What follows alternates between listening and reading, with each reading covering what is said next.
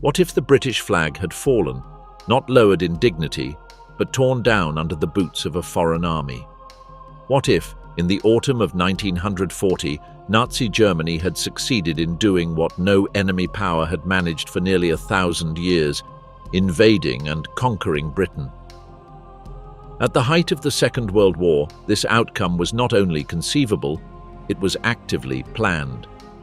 Operation Sea Lion, Hitler's blueprint for the invasion of Britain, was not a bluff. It was a detailed military strategy, and for a time, the fate of the British Isles truly hung in the balance. In the summer of 1940, Britain stood alone against Adolf Hitler's advancing forces. France had fallen. Western Europe was largely under German occupation. The United States was still on the sidelines, and the Soviet Union was bound by a non-aggression pact with Germany. For many in Europe, it seemed inevitable that Britain would be next. But history tells us that Britain endured, defying the odds during the Battle of Britain. However, this story begins not with endurance, but with collapse. In this alternate path through history, the point of divergence lies in the skies over southern England. In our timeline, the Royal Air Force, outnumbered and stretched thin, nonetheless held its ground. Using radar technology, local familiarity, and tight defensive coordination, it stopped the Luftwaffe from gaining the air superiority required for a German invasion. But in this version of events, something changes. Imagine a scenario where the Luftwaffe, under Hermann Göring's command, adapts its strategy earlier. Rather than switching focus to bombing London and other cities, it maintains pressure on British airfields and radar installations throughout July and August. Fighter Command suffers mounting losses, unable to recover aircraft and train new pilots at the pace of attrition. By mid-August, German bombers fly deeper into British airspace with reduced opposition. The balance begins to tip. The key turning point comes by early September. In this timeline, the RAF's No. 11 Group, responsible for defending London and the southeast, is effectively neutralized. Airfields are cratered, radar stations go silent.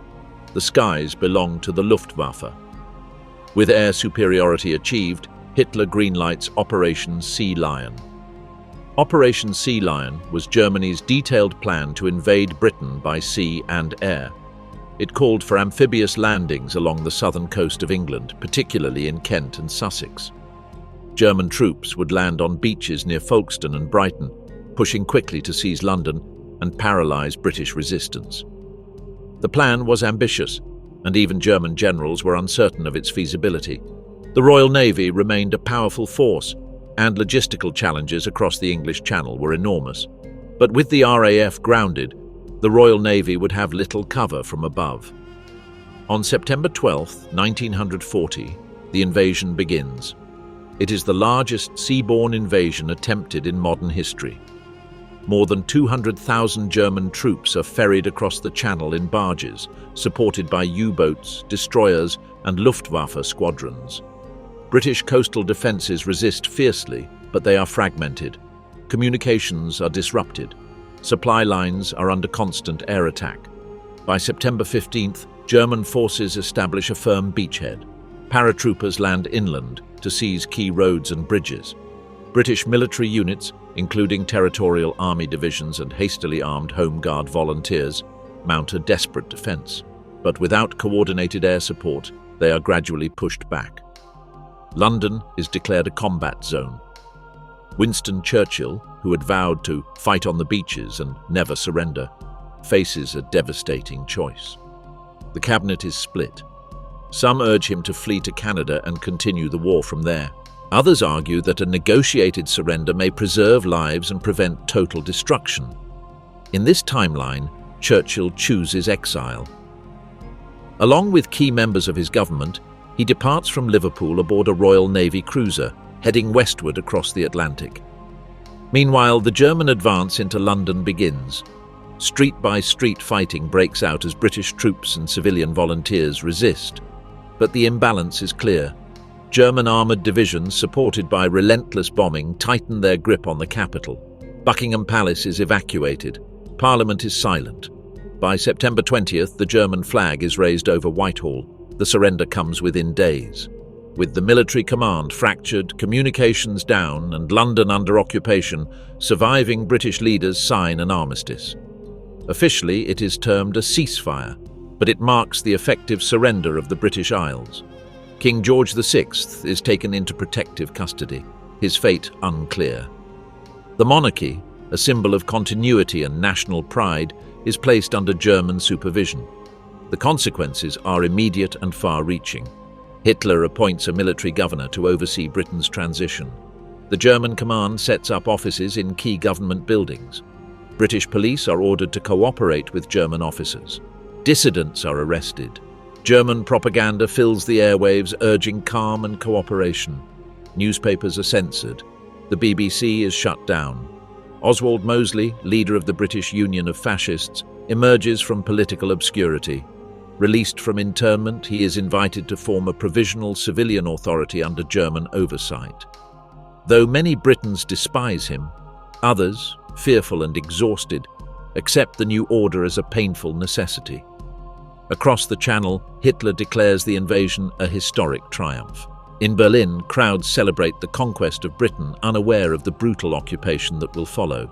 The Third Reich now controls all of Western Europe, from the Pyrenees to the North Sea, from the Atlantic to the gates of Moscow. But beneath the surface, Britain is far from pacified. While the official government has collapsed, thousands of soldiers, civil servants and citizens refuse to accept German rule. Scattered units retreat into the countryside. Some slip away to Scotland or Wales. Others form the early cells of a resistance that will operate in secret, fighting to keep Britain alive in the shadows. The success of Operation Sea Lion reshapes the entire war. With Britain out of the conflict, the United States loses its most important potential ally in Europe. President Franklin D. Roosevelt's plans to support Britain through Lend-Lease are halted. American public opinion, already divided, grows even more reluctant to intervene. Nazi Germany, now unopposed in Western Europe, turns its full attention eastward toward the Soviet Union. With British military resistance overwhelmed and the Royal Air Force neutralized, the collapse of London marks a historic shift in power. The city, once a symbol of democratic resilience, now lies in the hands of Hitler's advancing army. What follows is not just the defeat of a military force, but the unraveling of a sovereign nation. German troops occupy central London within a matter of days following the successful landings on England's southern coast. Their advance is swift and methodical. Armed columns move through Westminster, securing government buildings, transport hubs, and key communication points.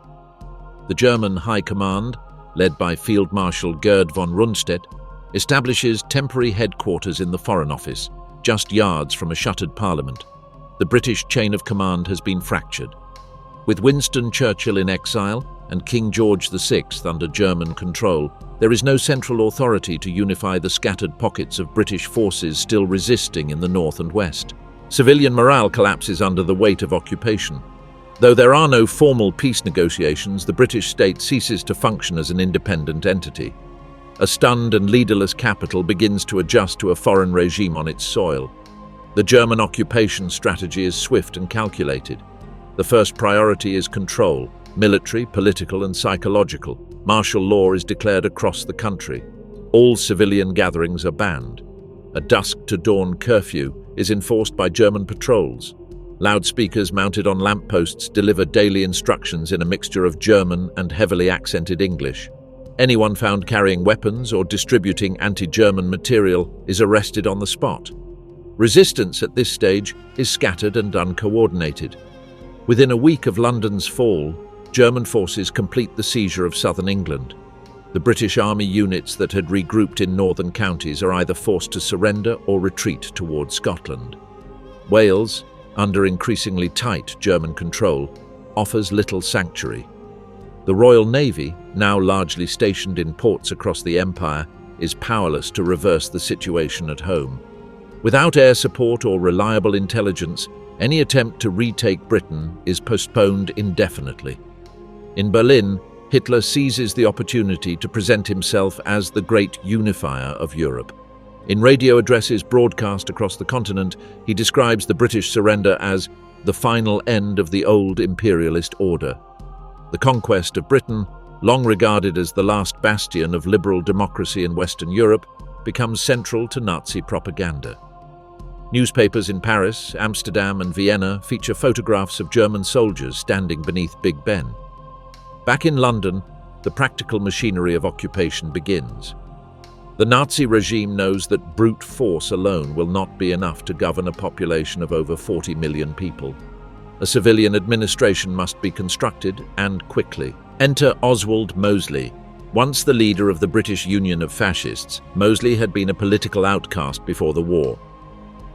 Interned under Defence Regulation 18B due to his pro-German sympathies, he is released from custody in mid-September at the direct order of the Occupation Authority. He is soon escorted under heavy guard to a meeting with Reich officials at Lancaster House. Mosley accepts the role of interim national administrator, a position designed to give the illusion of British self-governance while ensuring total loyalty to Berlin. He is given no real power over the German military presence, but he is tasked with staffing a provisional council composed of British sympathisers, former members of his own movement, and selected civil servants deemed acceptable by the occupiers. In his first public speech, broadcast from a commandeered BBC studio, Mosley calls for a new partnership between Britain and Germany. Dressed in a black uniform trimmed with silver, he speaks of restoring stability, rebuilding infrastructure, and cleansing Britain of foreign ideologies. To many listeners, the meaning is clear.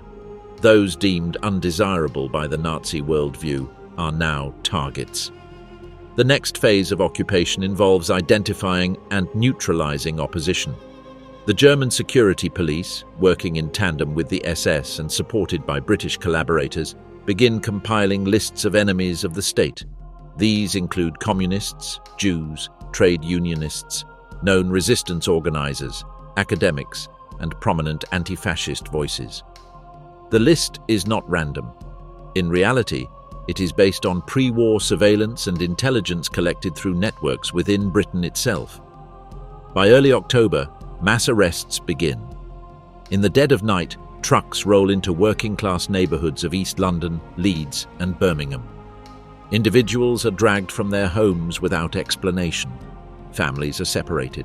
Those arrested are taken to hastily converted detention centres, former barracks, warehouses, and schools now surrounded by barbed wire. Public reactions range from terror to numb resignation. Most citizens, stunned by the speed of events, focus on survival.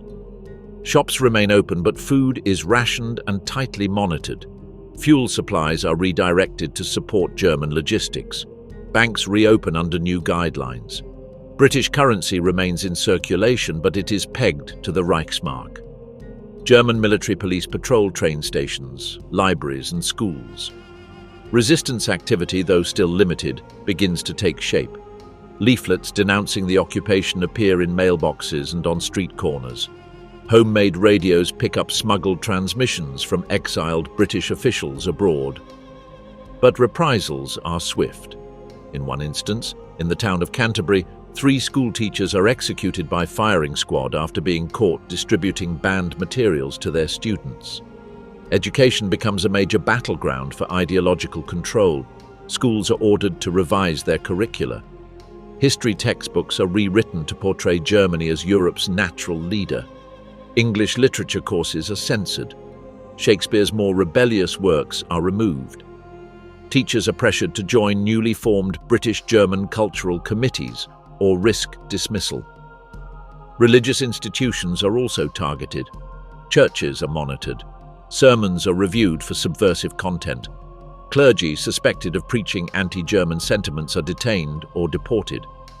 Prominent religious figures attempt to resist, but many are silenced through intimidation or imprisonment. Meanwhile, the fate of the British monarchy becomes a subject of intense speculation. King George VI, detained in a secure facility outside Windsor, is kept under heavy guard. No official statement is issued regarding his status. Rumours swirl that he has refused to cooperate with the German administration. In his absence, the monarchy becomes a symbol of quiet resistance, even as its power is rendered meaningless under occupation. In the countryside, particularly in Scotland and the north of England, pockets of non-compliance persist. Farmers withhold grain from German requisition squads. Young men disappear into wooded areas, forming the first rural resistance bands. Radio messages from Canada and Australia encourage defiance, but offer little in the way of direct assistance. By the end of October, Britain has been effectively subdued. Though violence simmers beneath the surface, the visible landscape is one of control. German checkpoints line the roads. German flags fly above town halls. British newspapers now publish only state-approved stories. The nation's identity, once steeped in centuries of parliamentary tradition and civic independence, faces dismemberment. The fall of Britain is not simply a military defeat. It is a political and cultural collapse. The structures that once defined British society are replaced by a foreign model rooted in fear and obedience. For millions of Britons, the daily reality becomes one of silence, surveillance, and slow erosion of what it meant to be free. Once the initial shock of military defeat faded and the streets of Britain fell quiet, the true work of the Nazi occupation began. The task now was not to fight the British people into submission, but to transform them systematically and thoroughly into a population that would no longer resist. This was not simply a military strategy, it was ideological engineering. The first wave of arrests and repression had removed many of those deemed a direct threat to German authority. But what followed was deeper, slower, and more far-reaching. The occupation administration, led by the German military governor and supported by a collaborationist British council, turned its attention to reshaping British society from within. At the heart of this transformation was control over information. The British Broadcasting Corporation, once a cornerstone of national identity, had been shuttered during the initial weeks of occupation. In its place, a new network emerged under the name Voice of Unity. It broadcast daily in English but was managed directly by German propaganda officers. News was strictly censored. Reports of resistance were omitted or distorted. Interviews featured carefully selected citizens praising the return of peace and order. Newspapers followed a similar pattern. Long-standing publications like The Times and The Daily Telegraph were permitted to resume under new editorial leadership, all approved by occupation censors. A central press bureau coordinated messaging across all outlets. Stories emphasized economic recovery, German-British cooperation, and the dangers of unpatriotic elements. Overt Nazi imagery was limited at first, but over time, swastikas began appearing on mastheads, and portraits of Hitler were displayed in public buildings across the country. The education system was rapidly restructured. Schools were ordered to adopt a revised curriculum, created in Berlin and translated for British classrooms. History lessons emphasized the failures of British imperialism and the stability brought by the new European order. Children were taught German language basics from an early age. Head teachers were required to attend ideological training sessions, and those who refused were replaced or arrested. The goal was not simply to control what young Britons learned, it was to shape how they thought. In some schools, pupils were given uniforms modeled after the Hitler Youth. Loyalty pledges to the new government were introduced. Singing traditional English songs was discouraged, and holidays commemorating British military victories were removed from the calendar. At universities, the transformation was even more targeted. Academics known for liberal, socialist, or anti-fascist leanings were dismissed. Departments of philosophy, history, and political science were reorganized under German oversight. Entire libraries were purged of works considered subversive. Books by Jewish authors, critics of fascism, and proponents of democracy disappeared from shelves almost overnight. Meanwhile, the legal system was restructured to align with German jurisprudence. Civil courts were gradually replaced with tribunals overseen by Nazi judges, often accompanied by a token British collaborator to maintain appearances.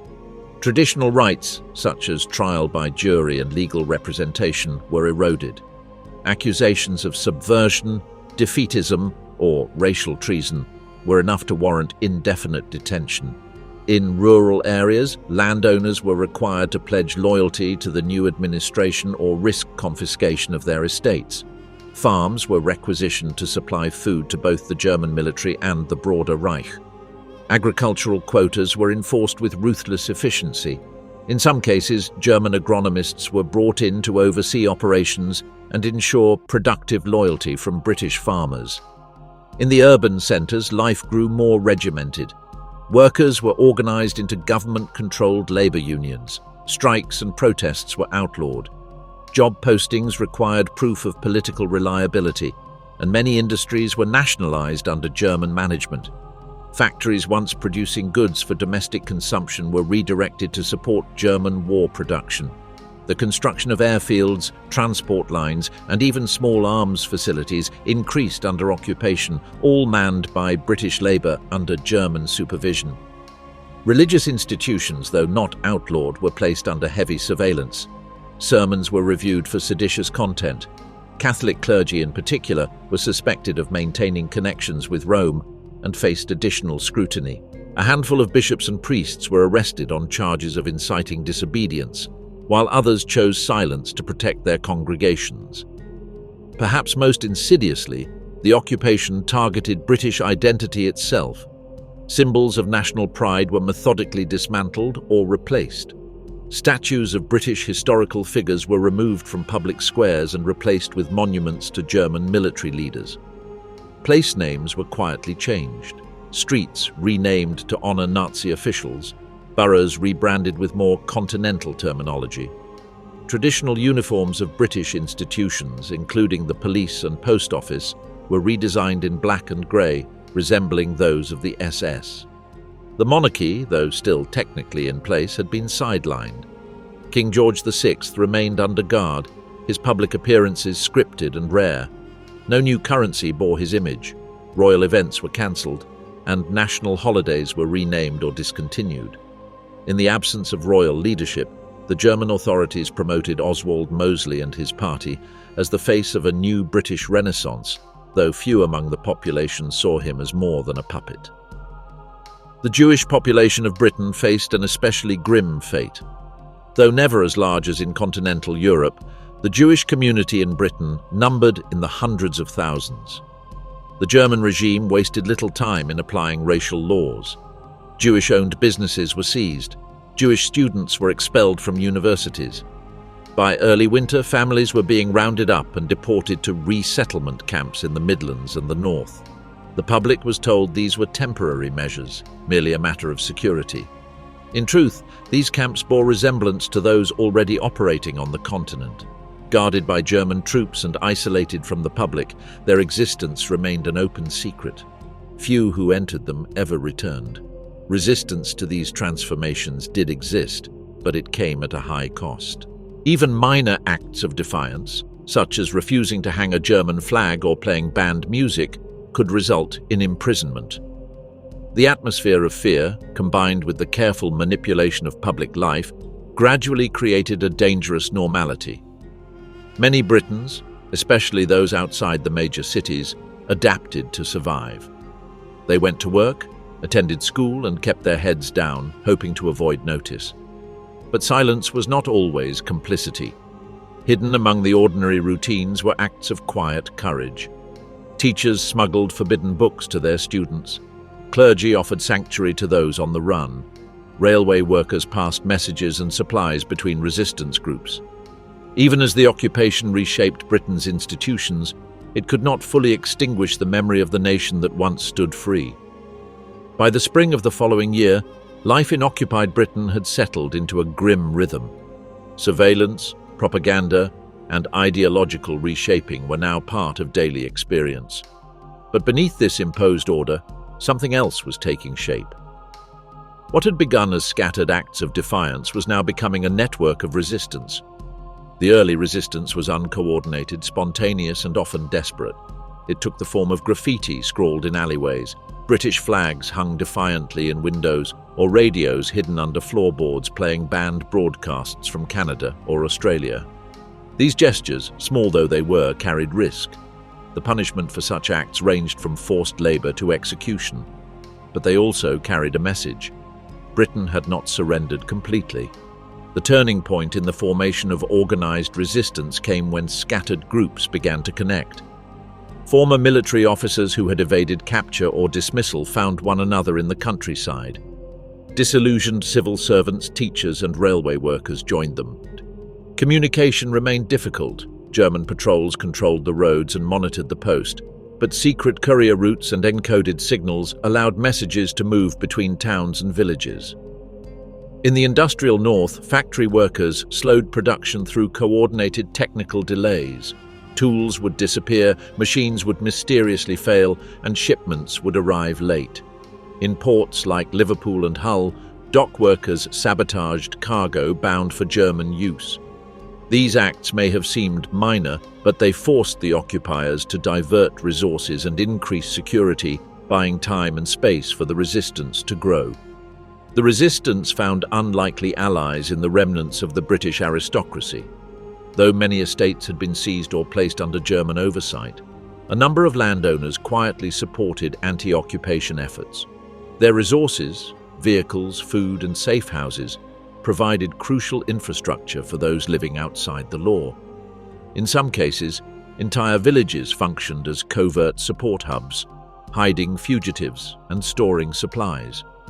One of the most significant developments came with the emergence of a centralized leadership. Though Churchill's exiled government operated from abroad, messages began to filter through from intelligence operatives who had been inserted by submarine or airdrop.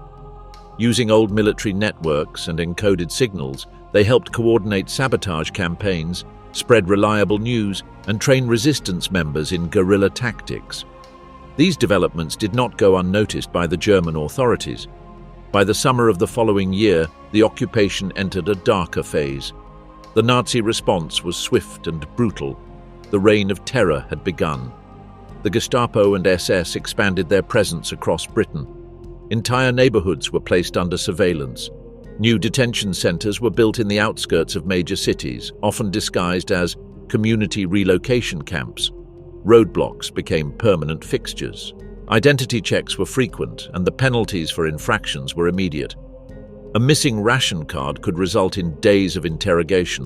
A whispered complaint could lead to disappearance. Collective punishment became policy. In response to a bomb planted on a German military train in Yorkshire, an entire village was cordoned off. Dozens of men and boys were taken away. None were returned.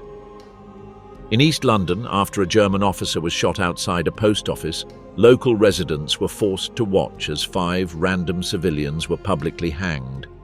These acts were intended to crush morale, to sever the bond between resistance fighters and the public. But they also exposed the occupation's reliance on fear rather than legitimacy. The British population, already traumatized by the invasion and suppression of their institutions, now lived under constant threat. Families learned to speak in whispers. Children were taught not to ask questions. Neighbors watched one another with suspicion, unsure who might be an informant. The sense of shared community that had defined Britain during the Blitz years was being replaced with silence and caution. Yet even under these conditions, the resistance persisted. In the Scottish Highlands, dense terrain offered sanctuary. There, entire brigades of former soldiers trained quietly for future uprisings. In Wales, mines served as hidden bases. Messages and supplies were moved through old railway tunnels and forgotten canals. In urban areas, resistance cells adopted decentralized structures, using burner addresses and rotating meeting points to stay ahead of the authorities. Women played a central role in this movement. As couriers, codebreakers, medical aides, and fighters, they took risks equal to their male counterparts. Their ability to move through public spaces without arousing as much suspicion made them essential to the flow of intelligence. Some posed as cleaning staff or clerks in government buildings, collecting details of German operations and feeding them back to resistance hubs. Religious institutions, though heavily monitored, also became centers of quiet defiance. Clergy passed information during confessions. Monasteries and abbeys provided refuge for those fleeing arrest. Sermons, though carefully worded, carried veiled references to endurance and justice. In a chapel in northern England, a single candle was left burning every night in the window, said to represent the hope of a free Britain. Music and literature also became tools of resistance. Songs that celebrated British heritage were sung in secret gatherings. Banned poems circulated through underground publications. Plays written in metaphor critiqued the occupation, performed in basements and barns. Art offered a way to remember, to resist forgetfulness, and to express outrage in a form the occupiers struggled to suppress. As the resistance evolved, so did its tactics. Sabotage grew more sophisticated, railroad lines were disrupted, communication cables were cut, occupation vehicles were ambushed under cover of darkness. German supply lines became less reliable. In some cases, these actions forced the regime to reduce their footprint in certain rural areas, concentrating forces around key cities. But the cost remained high. With each act of resistance came retaliation. Public hangings, mass arrests, and collective retribution became common. New laws were introduced authorizing indefinite detention for anyone suspected of sympathizing with the underground. Torture, once concealed, was now openly practiced as a warning. Despite the suffering, the resistance endured for one simple reason: occupation could not offer legitimacy. The German regime and its British collaborators controlled territory, but they never captured the loyalty of the people. Every act of defiance, no matter how small, reminded the occupiers that they were unwanted, unwelcome, and resisted. By the end of the second year of occupation, the country was in a state of suspended conflict.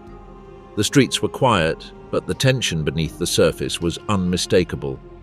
A low-level war was being waged, not just with weapons, but with memory, identity, and the refusal to forget what freedom had looked like.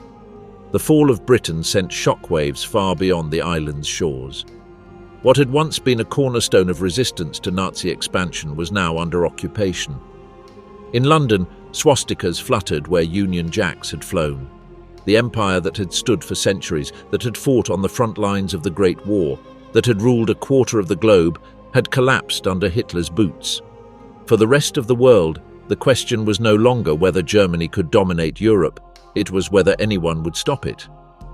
In Washington, President Franklin Delano Roosevelt faced a profound dilemma. Before the fall of Britain, the United States had steadily increased support for the Allies through programs like Lend-Lease, sending equipment, arms, and supplies across the Atlantic. But those efforts had depended on Britain as a base of operations and as a moral anchor. Now, with Britain subdued, American intervention no longer had a clear partner in Europe. Public opinion in the United States was still largely against entering another European war. Memories of the trenches of the Great War lingered in the American psyche. Isolationist voices in Congress grew louder. They asked why American lives should be risked in a conflict that now seemed both distant and unwinnable. Some even questioned whether it was possible or wise to challenge Germany at all. Roosevelt, deeply aware of the threat fascism posed, remained committed to the idea of American engagement.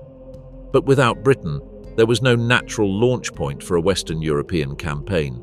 The logistical challenge of mounting an invasion from North America to the continent without a friendly staging ground was staggering.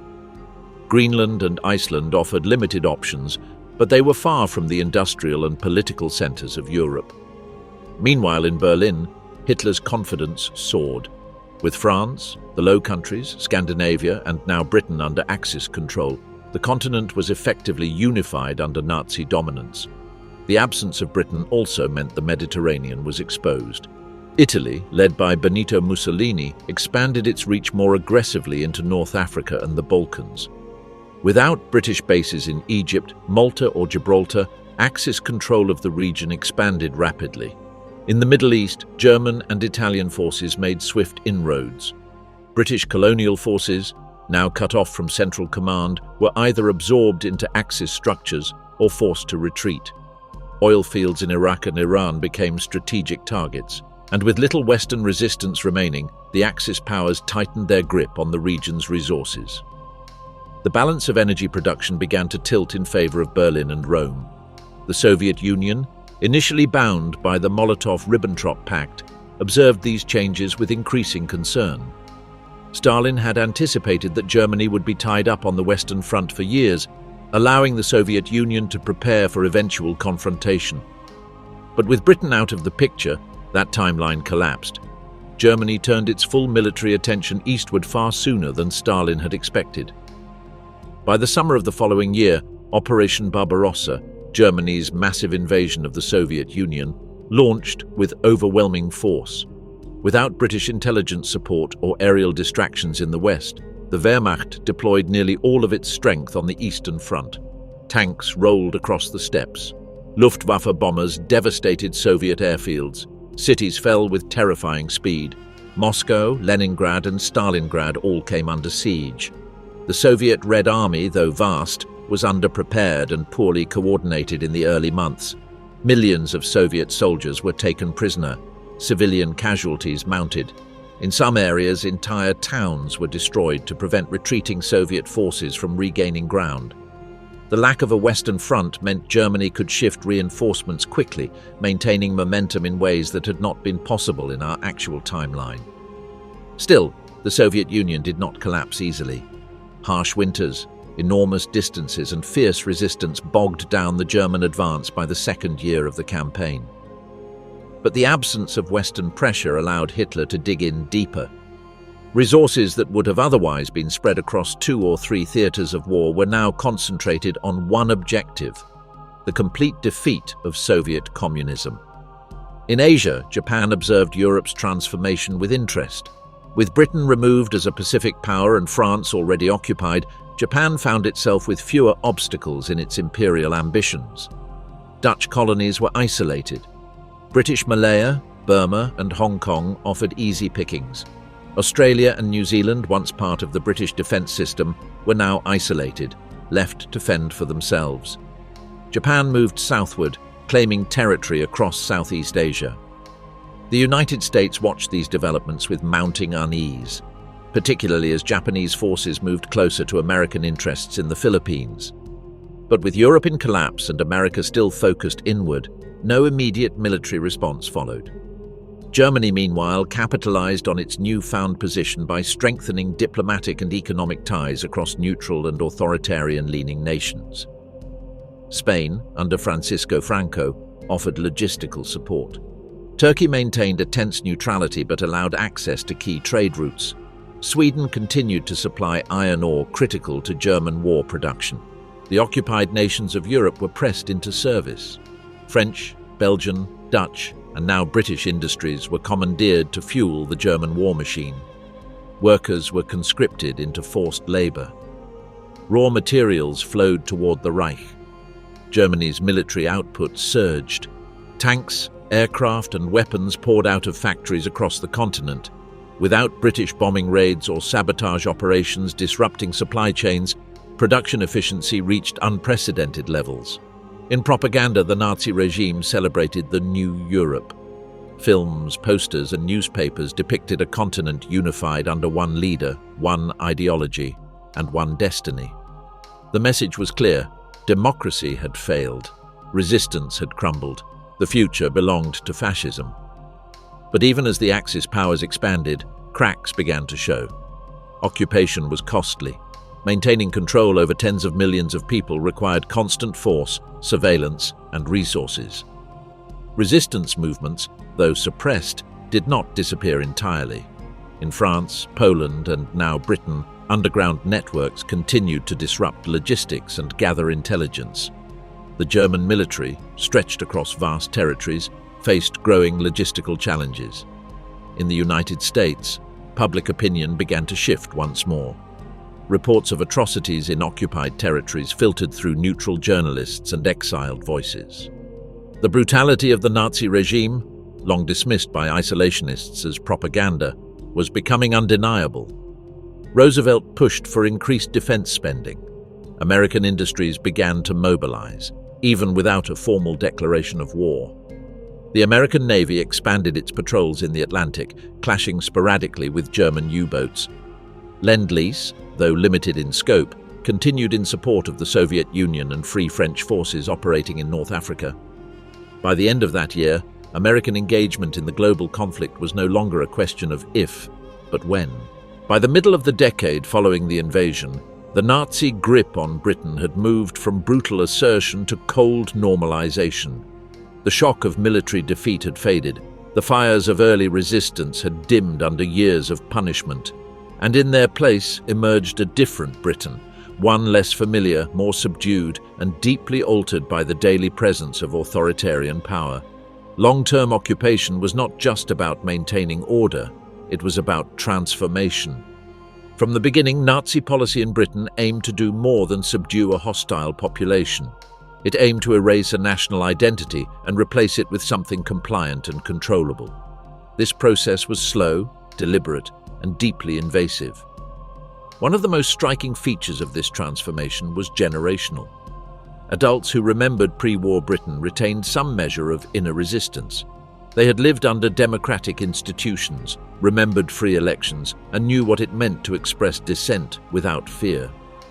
But for the children born after the occupation, those memories did not exist. Their world began under a regime of strict discipline, ideological conformity, and cultural redirection. Schooling became a primary tool of re-education.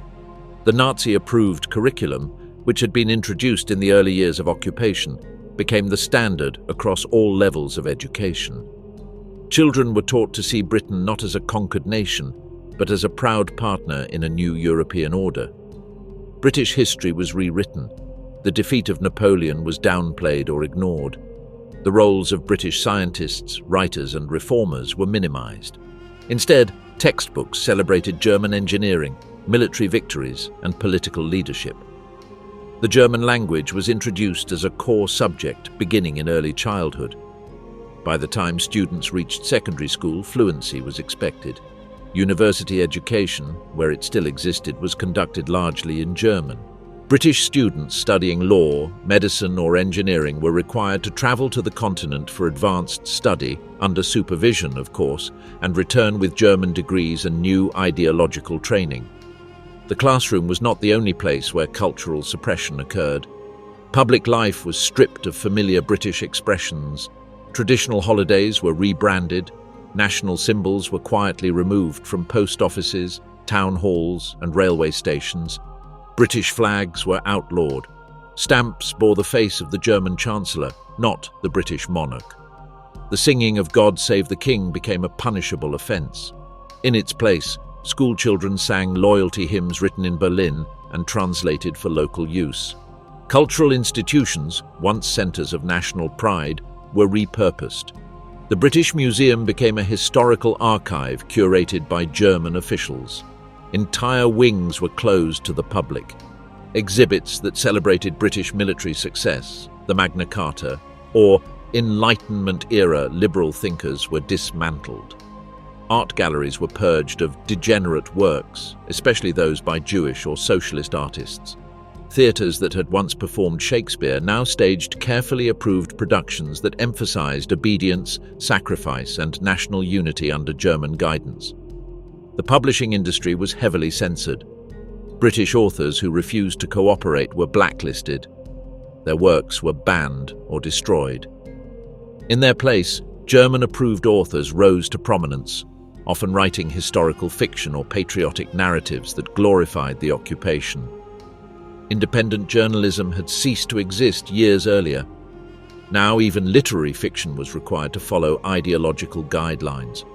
Religion, while not banned outright, was restricted in function and message. Church sermons were subject to review by regional authorities. Clergy were instructed to avoid divisive topics such as justice, liberation, or moral judgment of authority. Bible passages that emphasized individual conscience or resistance to tyranny were labeled subversive. Some religious leaders complied. Others resisted in quiet ways by delivering ambiguous messages, preserving underground texts, or supporting hidden networks of opposition. Daily life was shaped by the constant presence of the occupiers. German soldiers patrolled city streets in pairs. Security checkpoints dotted every major intersection. Travel between regions required permits and identification. The black market thrived, but at great risk. Surveillance cameras, newly installed technologies imported from the Reich, monitored public buildings, train stations, and even parks. Informants were everywhere, though their identities were rarely known until it was too late. The atmosphere was not one of open terror every day. Rather, it was a quiet, persistent pressure, a narrowing of choices, a shrinking of speech, a constant reminder that disobedience brought consequences. In many ways, that subtle control was more effective than violence. It trained people not just to obey, but to anticipate authorities' wishes and avoid drawing attention. For those with means, collaboration offered a path to comfort. Wealthy business owners who pledged loyalty to the regime often retained their assets, provided they aligned with German economic interests. Some universities and hospitals received extra funding if they agreed to participate in research guided by German scientists. Factory managers who met quotas were rewarded with holidays on the continent, often in resorts once reserved for Nazi elites. But this cooperation came at a moral cost. Industries implicated in forced labor, deportation logistics, and wartime supply chains were complicit in human rights abuses. Those who benefited from the occupation had to look away from the camps, the disappearances, and the hunger in poorer neighborhoods. They lived well, but they lived quietly. In working-class areas, conditions were harder. Rationing remained in effect long after the rest of Europe had recovered. Food, medicine, and clothing were in short supply. Poor families often had to choose between cooperation and starvation. Community support networks, once the backbone of British resilience, were now hollowed out by surveillance and fear. Trust was rare. Conversations were cautious. The Jewish community, already decimated in the early years of occupation, had all but vanished from public life. Synagogues were closed. Jewish names were erased from public records. Those who survived did so under assumed identities, hidden by allies, or passed through smuggling routes to neutral territories. The memory of Jewish life in Britain was systematically erased. It existed only in private photographs, whispered stories, and hidden documents. Resistance, though weakened, still flickered. Underground schools preserved banned texts. Illegal printing presses produced newsletters with foreign news, philosophical essays, and moral appeals. Acts of sabotage were rare, but symbolic gestures persisted. Graffiti, leaflets, and covert acts of remembrance on dates tied to British history. These actions did not challenge German control directly, but they preserved the idea that something different had once existed. Among young people raised entirely under occupation, identity was more complicated. Some believed what they were taught. They had never known a free Britain. Others began to question. Stories passed down by grandparents, glimpses of forbidden books, or encounters with quiet resistance shaped a subtle generational divide. Some young adults began to push back, not with weapons, but with questions. Who were they really? What had been lost? And could it ever be restored? As the years stretched on and Nazi rule across Europe hardened into a grim routine, the future of occupied Britain hovered between two possibilities. One was sudden collapse, triggered by overreach, rebellion, or foreign intervention. The other was stagnation, a cold, enduring peace maintained not by popular support, but by the sheer weight of repression. In either scenario, the cost to the people was immense, and the consequences for the wider world profound. The seeds of collapse were planted in the very nature of Nazi expansion. The Reich had conquered faster than it could consolidate.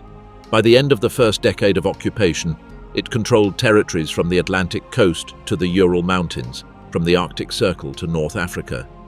The administrative burden of governing such a vast empire, especially one sustained by fear and forced labor, strained even the most disciplined bureaucracies of Berlin. In Britain, resistance never entirely disappeared. Even with surveillance networks, censorship, and indoctrination, opposition endured in hidden places. Clandestine universities preserved intellectual life. Black markets supported underground publications.